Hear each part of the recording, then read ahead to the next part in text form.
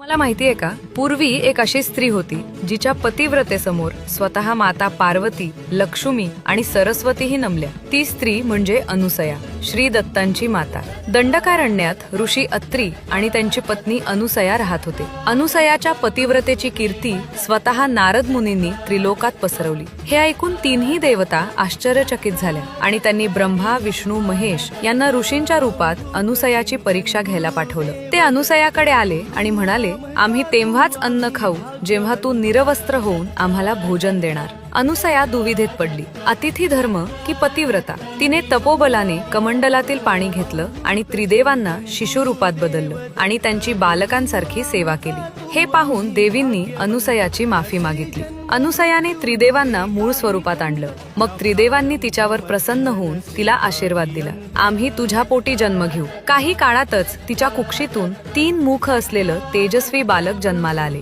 आणि यांनाच आपण श्री दत्त म्हणून ओळखतो.